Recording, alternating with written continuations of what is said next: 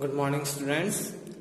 हम आज नया चैप्टर स्टार्ट कर रहे हैं, chapter number 5 from history. Okay, why what do books and burials tell us. Okay, books and burials क्या बताते हैं। तो इसमें मैं आपको दो सेक्शन में पढ़ाऊंगा। सबसे पहले हम बुक वाला टॉपिक पढ़ेंगे, देन हम बरियल्स वाला टॉपिक पढ़ेंगे। तो पहले हम बुक्स के बारे में डिस्कस करेंगे, बरियल्स क्या होते हैं, या मैं आपको जब नेक्स्ट लेक्चर जब हम बरियल्स के बारे में डिस्कस करेंगे तब मैं आपको बताऊंगा एक्चुअली में बरियल्स होते क्या। आज हम सिर्फ बुक्स वाला सेक्शन डिस्कस करेंगे। सबसे पहला टॉपिक इसमें आता है बुक्स के बारे में। अगर हम बात करें तो हमारे जो एंशियंट बुक्स या फिर one of the most oldest books की बात करें तो वो आती है वेद या फिर वेदास। इंग्लिश में वेदास कहा जाता है, हिंदी में वेद कहा जाता है। Okay, what do the Vedas tells us about our past. Vedas हमारे पास्ट के बारे में हमें क्या बताते हैं। सबसे पहले हम इंट्रोडक्शन टू द वेदास पढ़ेंगे। Okay, the Vedas are one of the literary source that historians and archaeologist use to study the Indian past. Vedas एक ऐसा लिटरेरी सोर्स है, लिखा हुआ सोर्स है, लिखित रूप में ऐसा सोर्स है जो कि आर्कियोलॉजिस्ट स्टडी करते हैं हमारे इंडियन पास्ट हिस्ट्री को समझने के लिए। The earliest sacred text of Hinduism, there are 4 Vedas, namely the Rigveda, the Samaveda, the Yajurveda and the Atharvaveda.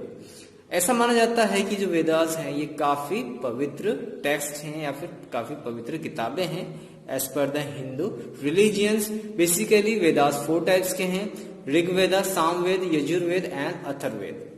The Rigveda is one of the oldest of the 4 Vedas. इनमें सबसे पुराना है जो वेद है वो है Rigveda. It is composed of nearly 3500 years ago. ऐसा माना जाता है ये कम से कम 3500 साल पुराना है। ये वेद ऋग्वेदास इतना पुराना लिखा हुआ है। It contains hymns called suktas or eulogies which are divided into 10 books or mandals. Okay? Hymns का मतलब श्लोक या पार्ट्स हम कह सकते हैं। So basically जो ये hymns हैं इनको 10 डिफरेंट बुक्स और मंडल्स, अकेला ऋग्वेद जो है 10 अलग अलग पार्ट्स में डिवाइडेड है। Okay, as per the Sanskrit language Veda का मतलब या वेदास या वेद का मतलब होता है नॉलेज, जिसमें ऋग का मतलब होता है ऋग्वेद, यानी कि ऋग का मतलब होता है प्रेज यानी प्रार्थना करना है, प्रेयर करना। ओके, साम का मतलब होता है सॉन्ग, यजुर का मतलब होता है सेक्रीफाइस यानी कि त्याग, एंड अथर्व का मतलब होता है जो हम रोजमर्रा की जिंदगी में जो हम काम करते हैं, एवरीडे प्रोसीजर्स ऑफ लाइफ, जो हम रोजमर्रा की जिंदगी में हम काम करते हैं।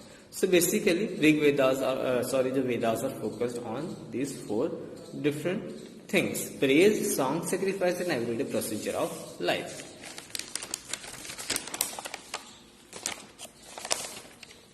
The Rig Veda contains 1028 hymns. Okay, Rig Vedas में almost 1020.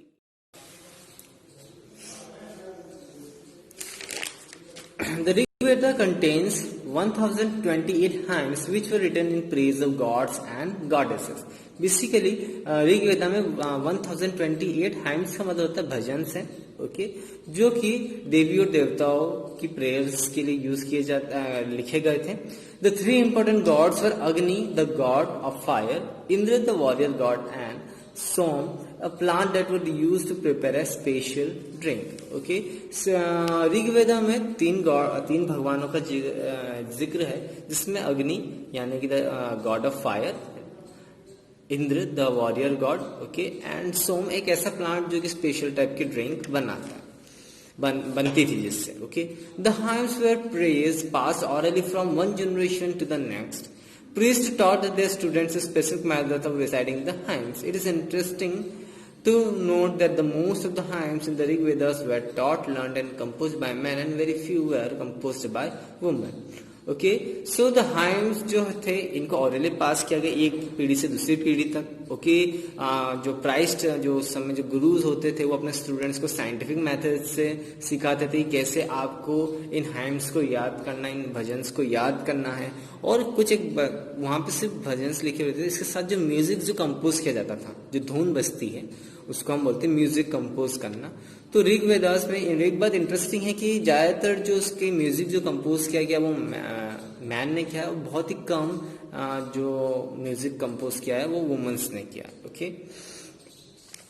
अब हम बात करेंगे लैंग्वेज ऑफ वेदास की कौन सी भाषा में वेदास लिखी हुई है। The Rigveda was taught orally for many centuries before it was finally written down in Vedic Sanskrit. ऐसा माना था कि ऋग्वेदास को पहले ओरली ही सुनाया जाता था, इसको लिखित रूप में बाद में लिखा गया था इन वैदिक संस्कृत लैंग्वेज में लिखा गया था। The hymns and the Rigveda were written as conversation between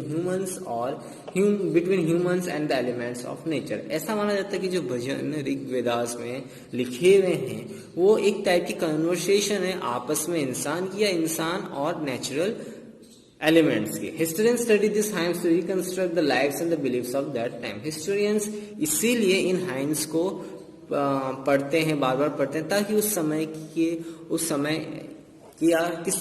कैसी रिलीजियस बिलीफ थी, कैसी लाइफ थी पीपल्स की, इसके बारे में जान सके। For example, one of the hymn consist of a dialogue between sage Vishwamitra, one of the most respected sages of ancient time. कुछ ऐसे एग्जाम्पल हम अगर ले तो उस समय सेज यानी महर्षि होते हैं, उस समय महर्षि विश्वामित्र का जिक्र है वेदास में, जो कि एक one of the most respected महर्षि माने जाते थे एंशिएंट टाइम के। एंड द रिवर बीज एंड सतलुज, इसके साथ साथ महर्षि विश्वामित्र के अलावा रिवर बीज और सतलुज के बारे में भी वेदास में जिक्र है। The sage is comparing the flow of the river with horses and cows and pleading with them to allow his chariot to pass by safely. Rigvedas के एक भजन में इस टाइप का जिक्र है कि जो महर्षि विश्वामित्र हैं वो रिवर बीज और सतलुज से रिक्वेस्ट कर रहे हैं, उनको कंपेयर किससे कर रहे हैं, जो नदी का जो बहाव उसको किससे कंपेयर कर रहे हैं, हॉर्स और काउ से, और उनसे परमिशन मांग रहे हैं, मतलब उनसे रिक्वेस्ट कर रहे हैं कि आप मेरा जो रथ है उसको आसानी से पार करने के लिए परमिशन दे, इनसे रिवर से। तो कहीं ना कहीं ये जो पोर्शन है ऋग्वेदा का जिसमें ये भजन लिखा हुआ है, तो ये डायलॉग रिवील करता है हाइम से कि was compose in an area close to the river. इसका मतलब ये कि कोई ऐसी प्लेस है जहाँ पे रिवर्स के बहुत पास में ये हाइम्स को रचा गया था। It also indicate the ancient people valued animals like horse and cows and reverse also. और इससे पता चलता है कि पहले के इंसान हॉर्सेस, काउस और रिवर्स इनको बहुत मानते थे, इनकी पूजा करते थे। Other rivers mentioned in the Rigveda are river Saraswati, river Ganga, river Yamuna and river Indus with its tributaries river Chenab and river Ravi. और अदर रिवर जो कि ऋग्वेदास में मेंशन की गई वो रिवर सरस्वती, गंगा, यमुना, इंदस और उनकी ट्रिब्यूटरीज चैनब एंड रवि। बट एक बात इंटरेस्टिंग है कि केवल ऋग्वेदा में केवल एक ही बार रिवर गंगा और यमुना का जिक्र है। ओके, अपार्ट फ्रॉम प्रेजेस और prayers for God, the Rigveda also contains prayer for cattle, children and horses. इसके अलावा सिर्फ काउ, हॉर्सेस या रिवर्स के ऊपर ही हाइम्स नहीं है, इनके अलावा वहां पर और भी प्रेयर्स मिल जाएंगी for the cattle, for childrens, बच्चों के लिए, हॉर्सेस के लिए। Horses were very important as they were used to drive chariots and were taken to the battlefields. Horses उस समय बहुत ज़्यादा important रहते थे क्योंकि जो most of the vehicles होती थी वो horses से बनती थी, जो रथ थे वो horses से बनते थे, as well as युद्ध पर भी लेके जाते थे सैनिक horses को। Battles were fought over cattle, food resources, land required for grazing and farming, water and people captured as slaves. Battle इसलिए लड़े जाते थे कि उस समय या तो किसी डोमेस्टिक एनिमल्स के लिए लाइक गाय हो गई, हॉर्सेस हो गए, या फिर खाने के लिए, या फिर किसी को कोई जमीन चाहिए रहती थी इस वजह से, या फिर कोई किसी को फार्मिंग के लिए जगह चाहिए थी इस, या फिर पानी के लिए, इनके लिए बैटल्स लड़ जाते थे उस समय। Okay, the Rigveda is this an invaluable literary source that gives us a lot of information about the past. कहीं ना कहीं ऋग्वेदा एक ऐसा इनवैल्यूएबल रिसोर्स है एज लिखित रूप में, जो कि हमारे पास्ट के बारे में बहुत ज्यादा इंफॉर्मेशन प्रोवाइड करता है। बट ऋग्वेदा की लैंग्वेज इतनी ज्यादा डिफिकल्ट है, इतनी वैदिक संस्कृत में लिखी गई है कि आज तक ऐसे बहुत सारे हाइम्स ऐसे हैं, यानी ऐसे बहुत सारे भजन उसमें ऐसे हैं जो कि आज तक टिल डेट अभी तक समझ में नहीं आए। Okay, now the next topic जो है the language families. It is interesting to note that the language belong to different families. For example Sanskrit belong to Indo European family. Some other Indian language that also belong to families are Assamese, Gujarati, Hindi, Sindhi and Kashmiri. European language such as English, German, French and Spanish also belong to the same family. You can notice the similarity between this language by looking at the English word brother and Sanskrit equivalent to भ्राता. Okay, यहाँ पर comparison क्या है कि language families कहाँ से आई है. तो ऐसा आर्कियोलॉजिस्ट मानते हैं कि कुछ जो संस्कृत लैंग्वेज है ये दोनों इंडियन और यूरोपियन लैंग्वेजेस से मेल खाती है. और भी अदर इंडियन लैंग्वेजेस है जो कि हमारी लोकल लैंग्वेजेस के फॉर्म में आती है, लाइक गुजराती हो गई, इसके अलावा असमीज हो गई, हिंदी हो गई जो कि आज हम यूज करते आ रहे हैं, फिर इसके सिंधी हो गई, कश्मीरी हो गई. ओके, और कहीं ना कहीं European language English, German, French और स्पेनिश ये भी सेम ही फैमिली से बिलोंग करती है, लाइक द संस्कृत. जैसे कि यहाँ पे एग्जांपल दिया है, जैसे इंग्लिश में ब्रदर बोलते हैं और वैसे संस्कृत में ब्रदर को भ्राता के नाम से करते हैं. तो कहीं ना कहीं एक फैमिलियर वर्ड माना गया है और कंपेयर किया गया कि English is also quite familiar to this Sanskrit और they belong to the same family. Okay, What does the Rig Veda say about the society of those time? Rig Veda उस समय की सोसाइटी के बारे में क्या बताता है कि पहले कैसे इंसान रहते थे, किस टाइप की सोसाइटीज थी. Okay, it is clear from Rig Veda also describes peoples in different ways. One such way is describing people according to their work. Priests who perform rituals and taught Vedas were called Brahmins. The kings were called Rajas. Like Rig Vedas में उस समय की societies के बारे में description दे रखा है, जैसे कि जो प्रीस्ट या पंडित या गुरु जो होते थे वो जो रिचुअल्स परफॉर्म करते थे, इस वजह से उन्हें ब्राह्मण्स कहा जाता था एज पर द वेदास. और जो राजा जो किंग्स होते थे उनको राजास कहा जाता जो कि शासक थे. ओके, जो कि शासन करते थे. The rajas of the time were very different from those of the later period. They did not have capital cities, places or armies. उस समय के राजा आने जो या जैसे आपने राजाओं के बारे में सुना उस टाइप के नहीं थे. ना ही उनके पास अपनी कैपिटल सिटी होती थी, ना ही उनके पास बंगले होते थे या फिर पैलेस होता था, ना ही उनके पास आर्मी होती थी. They did not collect taxes from the people. ना ही वो लोगों से या अपनी प्रजा से टैक्स कलेक्ट करते थे.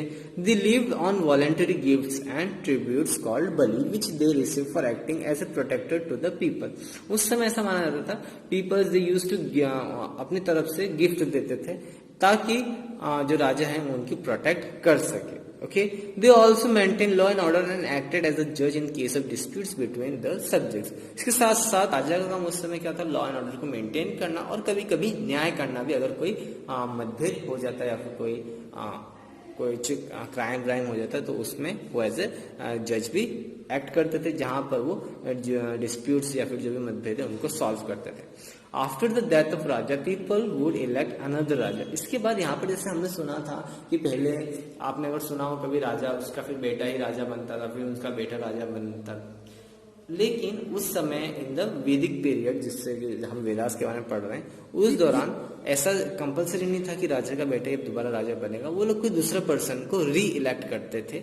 Okay, Thus the son of the Raja did not automatically inherit the throne. इसका मतलब ये कि राजा का बेटा वापस राजा नहीं बनता था, उसको अपनी काबिलियत साबित करनी पड़ती थी जब भी जाके वो राजा बन सकता था या फिर वहां की प्रजा किसी दूसरे को अपना राजा इलेक्ट करती थी.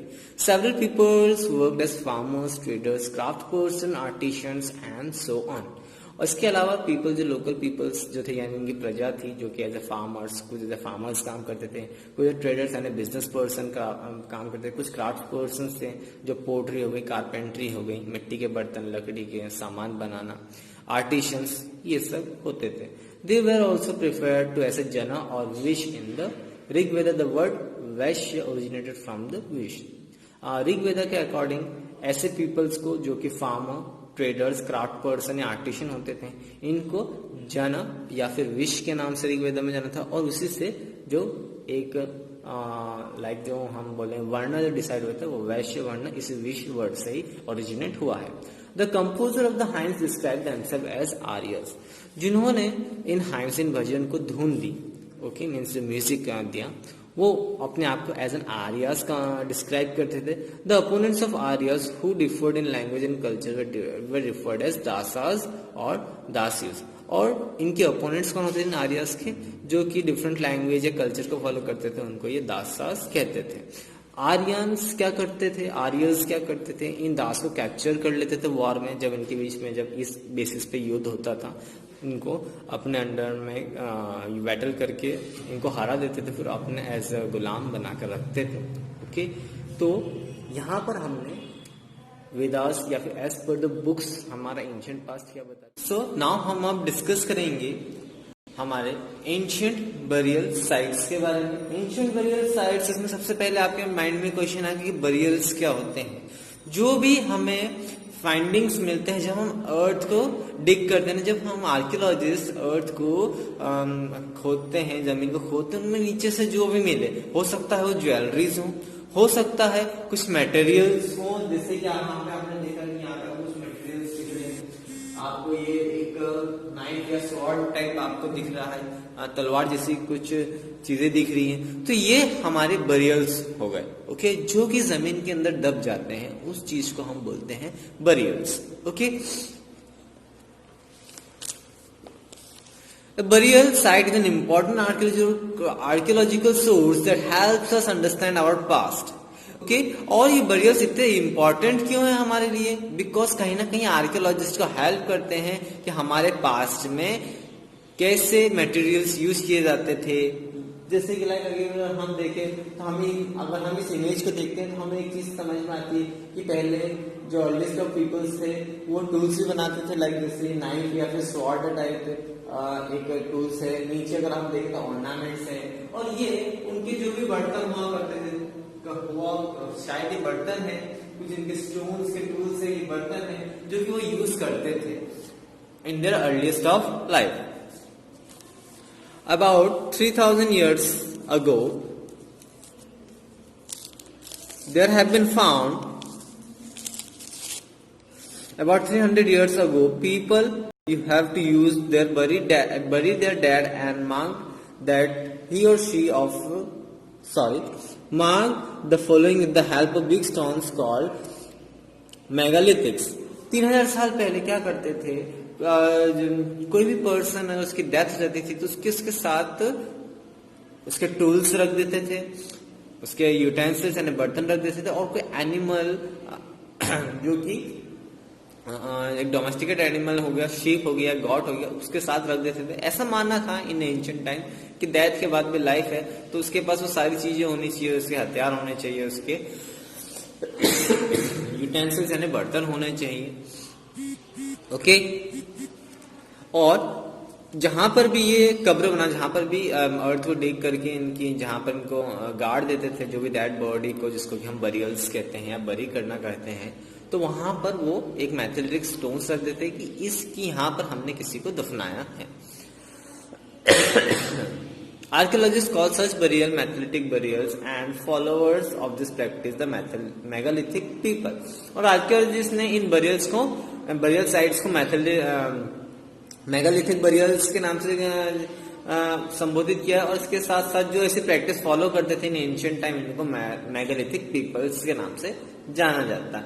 ये प्रैक्टिस मतलब जैसे लाइक इंसान के साथ उसके बर्तन, उसके टूल्स, हथियार, बर्तन, ऑर्नामेंट्स, ये वाली प्रथा सबसे ज्यादा आपको डेक्कन यानी कि in the south India, in the southern south of India में सबसे ज्यादा पाया जाता है। ओके, ये लाइक ये वाला पोर्शन, ओके, इस वाला पोर्शन सबसे ज्यादा ये वाली प्रथा पाई जाती थी, जहां पर वो इंसान के साथ उसके टूल्स, उसके यूटेंसिल्स गाड़ देते थे। The practice was common in Deccan, South India, North East India and Kashmir as well. इसके साथ साथ north eastern part of the India as well as जो कश्मीर वाला पोर्शन है, वहां पर भी ऐसी ही प्रथा चलती थी। Burial sites were either visible or underground. Underground sites were marked either by single shoulder or by circular or rectangular arrangements of stones surrounding the box like burial chamber called cist. Sometimes there would be an opening in the center called a porthole which led to an underground burial site. Okay, अब archaeologist को पहचान कैसे होती थी कि यहाँ इस particular place पर किसी को दफनाया होगा? कैसे? ऐसे, जो भी हमारे एंशिएंट पीपल्स होते थे जो कि किसी पर्सन को गार्ड करते थे, वहां पर ऐसे रिमार्केबल एक मेगालिथिक स्टोन रख देते थे, जिससे कि उनको याद रहता था कि यहाँ पर हमने किसी पर्टिकुलर इंसान को दफनाया। कुछ इस टाइप के ये सर्कुलर स्टोन है, कुछ इस टाइप के हैं जो कि रेक्टेंगुलर शेप में इन्होंने स्टोन्स रख दिए, जिससे कि लोग याद रखें कि हमने यहाँ पर किसी को दफनाया। कुछ जगह इस टाइप का भी है कि इन्होंने पूरे सर्कुलर फॉर्म में एक बाउंड्री बना दी और उसके सेंटर में एक होल रख दिया है। ओके, कुछ इस टाइप से ये लोग अपने जो भी मेंबर्स होते थे, फैमिली मेंबर्स होते थे या किसी पर्सन को दफनाना होता था, इस तरीके से दफनाते थे। ओके, अब इसमें क्या होता था, इस वाले सिस्टम में जिन्होंने होल्स दे दिए, इसके अंदर भी अंडरग्राउंड का पैसेज बनाता था, उसके अंदर इंसान को गाड़ा जाता था। इस वजह से यहाँ पर इन्होंने ऐसी पोर्ट होल या ओपनिंग्स दे रखी। ओके, सो ये कुछ बरियल साइट्स की इमेजेस आपने देखी। Burial sites as an archaeological sources. Archaeologists have found many distinctive articles buried with the dead in the megalithic burials like iron tools, weapons, pottery, ornaments, horse skeleton and bones of other animals. Archaeologists ने जब in places को डिग करना start करना, खोदना start किया, तो वहां पर उनको बहुत सारी चीज मिले। केवल इंसान की बॉडी के स्केलेटन ही नहीं मिले, उसके साथ उसके आयरन टूल्स हो गए, उसके वेपन्स हो गए, उसके जो बर्तन यूटेंसिल्स हो गए, उसके ऑर्नामेंट्स, ज्वेलरीज, हॉर्स का स्केलेटन और अदर एनिमल्स की बोन्स भी वहां मिली है। Special kinds of pots known as black and red were also found in buried along with the dead. इसके साथ साथ किसी डेड बॉडी के साथ स्पेशल अरेंजमेंट में पोट्रीज उनको भी मिली है, जिसकी इमेज मैं आपको अभी दिखा देता हूं। इस टाइप की पोट्रीज या यूटेंसिल्स जो कि ब्लैक और रेड कलर में ही मिलते हैं। Okay, some of this remains suggests that buried people might have been farmers and herders. तो कुछ आर्कियोलॉजिस्ट का ऐसा मानना है कि हो सकता है कि जिसपे कोई जो पर्सन जिसको दफनाया गया हो सकता है वो फार्मर हो या फिर वो एनिमल्स को पालने वाला रियरर हो, हर्डर हो। Okay, perhaps the earlier people used to bury food and equipment in the belief that their dead were to enter the doorway of the next life from their burial. तो हो सकता है उस समय से मान्यता होगी कि डेथ मतलब इंसान की डेथ के बाद भी लाइफ है, इसीलिए उसके साथ उसको पूरे बर्तन, उसके टूल्स, एनिमल्स सब दिया जाता था। एनिमल्स इन द फॉर्म कि वो जो नेक्स्ट लाइफ में उसको खाने की रिक्वायरमेंट होगी, तो इसीलिए ये सारी चीजें डेड बॉडी के साथ दफनाई जाती थी। ओके, कुछ इस टाइप के टूल्स हो गए, उनके ऑर्नामेंट्स, ये ऑर्नामेंट्स वाला पोर्शन हो गया, ये ऑर्नामेंट्स हो गए। सो ये सारी चीजें एक बरियल, जो बरियल यहाँ पर दफनाई थी डेड बॉडी, उनके पास ये सारी चीजें मिली, पोट्रीज हो गई, टूल्स हो गए, ओके, ऑर्नामेंट्स हो गए। A burial may also reflect the status of the dead when the individual was alive. In one of the grave of Brahmagiri, archaeologists found 33 gold beads, 2 stone beads, 4 copper bangles, and 1 conch shell. However, other nearby graves contain only few pots. They concluded that the first one must be the grave of the chief of a rich person, while the others were the graves of poorer ordinary people. और कुछ कब्रों में ऐसा मिला उनको, जैसे कि ब्रह्मगिरी में आर्कियोलॉजिस्ट ने जब इनकी बरियल साइट्स को जब खोदा गया, तो वहां पे एक बरियल साइट्स में ऐसा मिला कि एक पर्सन था जिसके आसपास 33 डेड बॉडी के 33 गोल्ड बीड्स मिले, 33 गोल्ड के बीड्स मिले। जैसे मैंने लास्ट में लेक्चर में जो माला होती है, जो जलने वाली माला होती है, उसको हम बीड्स बोलते हैं, तो सोने की बीड्स मिले इनको। इसके साथ साथ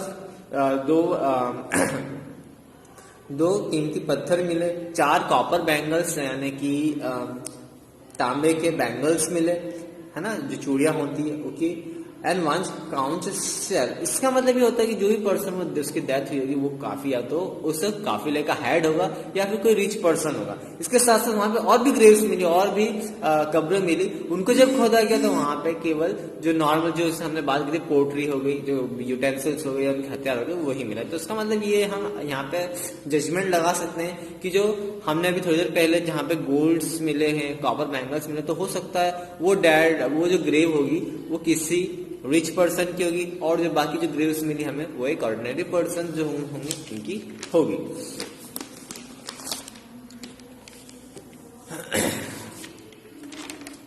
Due to the presence of multiple skeletons in the same grave, some archaeologists believe the megalithic people buried members of the same family in the same grave even when they died at different times. The bodies were put into the graves through the portholes and placed next to the skeletons already present inside the grave. In ancient time, people believed that it was important to treat dead with respect and provide them with the resources that would help them succeed in afterlife.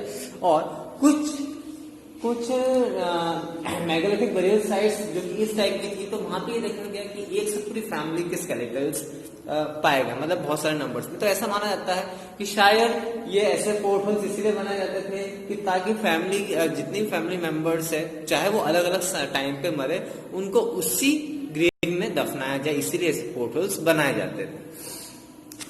Skeletal studies. A fascinating thing about studying a burial site is that even skeletons speak. Just by checking the size of the skeleton, archaeologists can figure out if it belonged to a child or an adult. A child's skeleton is generally smaller than that of adult. However, it is difficult to distinguish between the skeleton of a man and woman. इसमें जब skeletal studies करते हैं archaeologist, तो एक child और एक adult का जो स्केलेटल है वो उसको बहुत आसानी से पहचान लेते हैं, बिकॉज चाइल्ड का स्केलेटल ऑब्वियसली बात है छोटा होगा, वैसे से एडल्ट का स्केलेटल बड़ा होगा। बट लेकिन आर्कियोलॉजिस्ट मेल स्केलेटल है या फीमेल स्केलेटल था, इसका पता नहीं लगा पाया।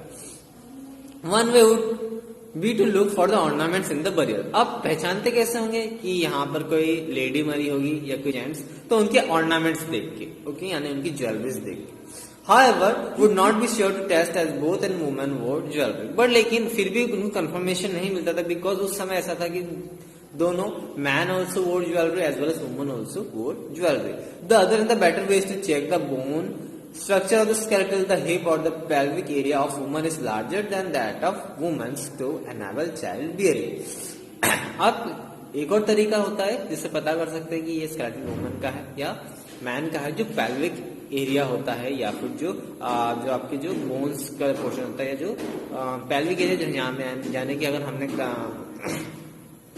क्लास 5th में जब हमने स्केलेटल सिस्टम पढ़ा था, हमने हिप गर्डल पढ़ा था। जो हिप गर्डल वाला पोर्शन है, जो जहाँ पर आप बेल्ट बांधते हो, उस वाले पोर्शन को हम बोलते हैं, उस वाले पोर्शन को हम पेल्विक रीजन बोलते हैं। तो उससे ये पता चलता है कि अगर पेल्विक रीजन थोड़ा ब्रॉड है तो हो सकता है वो फीमेल का, क्योंकि वो जब चाइल्ड कैरी करती है अपने वूम में, जिसकी वजह से वो एरिया थोड़ा ब्रॉड हो जाता है, वेरएज मेल्स का एरिया इतना ब्रॉड नहीं होता। अब जो नेक्स्ट हम एमांगम एक बरियल साइट है, इसके बारे में पढ़ेंगे, ओके। यानी कि यहाँ पर एनामगांव एक बरियल साइट है, इसके बारे में पढ़ेंगे, ओके। इन टाइप की अर्ली विलेज यानी बहुत पहली विलेज है, okay. The site at the Inamgaon on the banks of the river Ghod in Maharashtra continues to draw the attention of the archaeologist, okay. एक साइट है एनामगांव जो कि रिवर गॉड के किनारे पे बसी हुई है महाराष्ट्र में। वो आर्कियोलॉजिस्ट का उसने अटेंशन ड्रॉ करा। इसको डिस्कवर किया गया था 1967 to 1968 में। It is one as chalcolithic site that existed in Indian subcontinent about 3600 years ago, okay. About 3600 and 2700 years, यानी कि कम से कम 2700 से 3600 साल के बीच की बात है ये, ओके। अब चाल्कोलिथिक साइट ऐसी साइट होती है जहां पर कॉपर आइटम सबसे ज्यादा मिलते हैं, तो इस वजह से इस एज को कॉपर एज भी कहा जाता था या फिर चाल्कोलिथिक एज भी कहा जाता था, जो कि जस्ट इमीडिएट यानी न्यूलिथिक एज के जस्ट बाद आई थी। न्यूलिथिक एज एक ऐसी एज थी जहां पर जो अर्ली ह्यूमंस थे उन्होंने अपने हथियार को बहुत ज्यादा स्मूथ पॉलिशिंग और बहुत ज्यादा नुकीले बनाना स्टार्ट कर दिए थे, ओके। इसके साथ साथ उन्होंने काफी सारे उसमें रिफॉर्म्स और उसमें उन हथियार को बहुत ज्यादा रिमॉडिफाई भी किया था। ये न्यूलिथिक एज है। इसके बाद जस्ट आती कॉपर एज या फिर उसको हम बोलते हैं कैलियोलिथिक site. Here archaeologists have stumbled upon some material evidence that help reconstruct the lives of the inhabitants. For instance, they found different types of food grains such as wheat, barley, rice, pulses, millets, peas and sesame.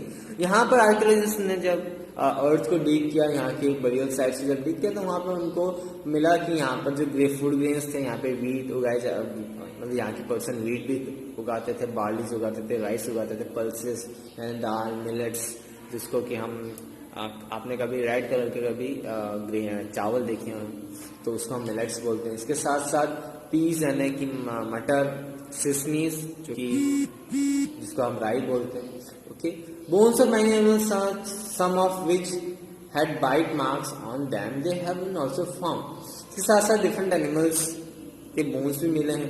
This include जिसमें कि buffaloes के, गोट के, horse के, dog, crab और fish के bones मिली हैं. The inhabitants of Inam Gaon has a special burial ritual. The dead were laid in oval-shaped pit in a straight position with their head pointing towards the north and legs towards the south. Vessels were also buried along with the dead. Archaeologists believe that the vessels contained food and water to serve the person journeying into the next world. तो यहाँ की burial sites यानी यहाँ की graves या फिर यहाँ की जो कब्र खोदी गई तो हमें पाया गया कि जो इंसान जो उनकी कब्र होती थी उसमें किसी पर्सन की जो चेहरा होता था वो नॉर्थ डायरेक्शन में होता था. उसका जो मतलब नॉर्थ डायरेक्शन में उसको फेस करके रखते थे और उसके पांव सभी के साउथ डायरेक्शन में रहते. इसके साथ साथ एक वेसल्स रखा जाता है यानी एक बर्तन रखा जाता है. बर्तन रखे जाते थे जिसमें पानी और खाना दोनों दिया जाता था ताकि जो भी डेड पर्सन है वो अपनी नेक्स्ट लाइफ अच्छे से नेक्स्ट लाइफ को एंटर होने में उसको आसानी हो. ओके, सो यहाँ पर आपका चैप्टर खत्म होता है. ओके, आज के लिए इतना ही. Thank you.